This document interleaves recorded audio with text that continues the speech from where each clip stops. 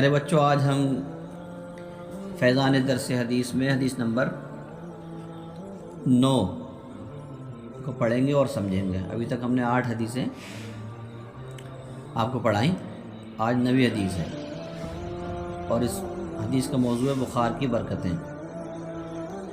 جیسا کہ آپ کو پتہ ہی ہے، سب سے پہلے ہم حدیث کا لفظی ترجمہ کرتے ہیں، اس کے بعد محاورہ ترجمہ کرتے ہیں، پھر مختصر سا اس پر تبصرہ۔ حدیث عن ابی ہریرہ قال ذکرت الحمى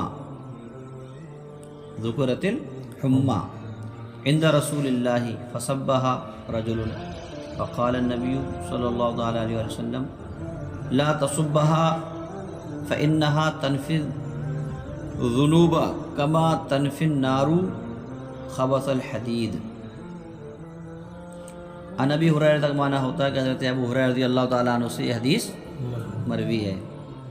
قال معنی ہوا انہوں نے کہا، ذکرت کا معنی ذکر کیا گیا، الحمى معنی آتا بخار، عند رسول اللہ کے رسول صلی اللہ تعالیٰ علیہ وسلم کے سامنے، فصبها تو اس کو برا کہا، رجل معنی آدمی نے، ایک شخص نے، فقال النبی صلی اللہ تعالیٰ علیہ وآلہ وسلم تو نبی پاک صلی اللہ تعالیٰ علیہ وسلم نے فرمایا لا تصبها اس کو برا نہ کہو، فإنها پس بے شک یہ بخار، آگے ضمیر بخار کی طرف پلٹ رہی ہے، وہ حمہ کی طرف، پس بے شک یہ بخار تنفی الذنوب گناہوں کو دور کرتا ہے، تنفی معنی دور کرتا ہے، الذنوب معنی گناہ، کما معنی جیسے، تنفی نارو تنفی معنی دور کرتی ہے، نارو معنی آگ،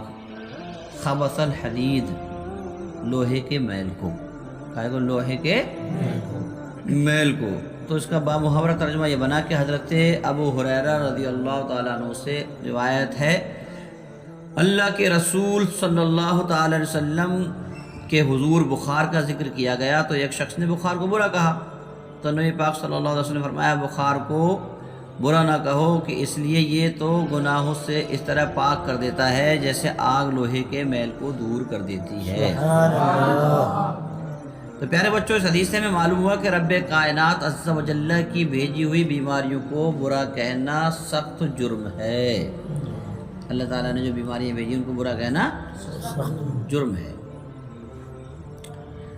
دیگر بیماریاں جیسے ایک بخار بیماری ہے اور اس کے علاوہ بھی بخار بیماریاں ہیں، تو علماء کرام فرماتے ہیں دیگر بیماریاں جسم کے 1 یا 2 حصے تک محدود رہتی ہیں، یعنی ایک حصے پر وہ بیماری کا اثر ہے یا 2 حصوں پر بیماری کا اثر ہے بس میں، جبکہ بخار سر سے پاؤں تک ہر رگ میں اثر کرتا ہے۔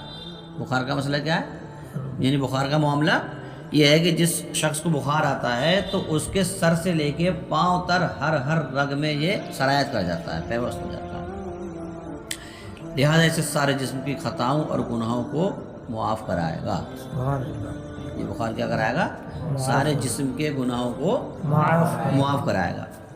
اچھا، بہت ساری حدیثیں ملتی ہیں، تو ایک اور حدیث میں ہے کہ حضرت سیدنا ابو درداء رضی اللہ تعالیٰ عنہ سے روایت کی میں نے رحمت عالم صلی اللہ علیہ وسلم فرماتے ہوئے سنا، جو مسلمان بخار اور درد سر میں مبتلا ہوا اور اس کے سر پر احد پہاڑ سے زیادہ گناہ ہوں، جب اسے چھوڑتے ہیں تو اس کے سر پر کوئی رائی کے دانے کے برابر بھی گناہ نہیں ہوتا۔ یعنی جب بخار کسی کو آتا ہے اور پھر جب بخار جاتا ہے، اور بخار آنے سے پہلے اگر اس کے اوپر بہت سارے گناہ تھے تو جب بخار اس سے نکل کے جاتا ہے تو رائی کے برابر دانے کے برابر بھی اس پر کوئی گناہ نہیں رہتا۔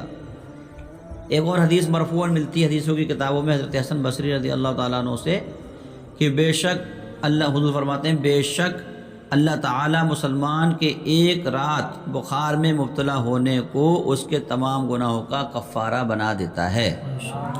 جو ایک رات بخار میں مبتلا رہا، بخار کی تکلیف میں رہا، بس سمجھ رہے، بخار کی اذیت کو اس نے برداشت کیا تو اس کے گناہوں کو اللہ تبارک و تعالیٰ کیا کر دیتا ہے؟ معاف فرما دیتا ہے۔ اچھا، ایک عجیب حکایت اور ایک عجیب واقعہ بھی ملتا ہے حدیثوں کے اندر، وہ عجیب واقعہ سنیں گے آپ؟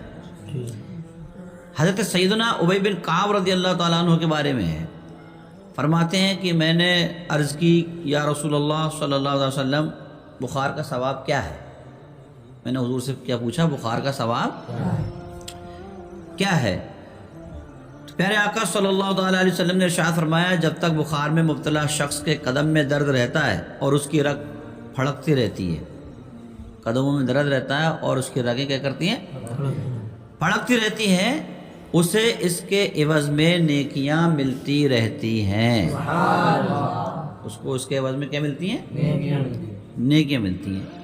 تو حضرت سیدنا ابی بن کعب رضی اللہ تعالیٰ عنہ نے دعا کی کہ اے اللہ عز و جل، میں تجھ سے ایسے بخار کا سوال کرتا ہوں جو مجھے تیری راہ میں جہاد کرنے، تیرے گھر اور تیرے نبی صلی اللہ علیہ وسلم کی مسجد شریف کی طرف جانے سے نہ روکے۔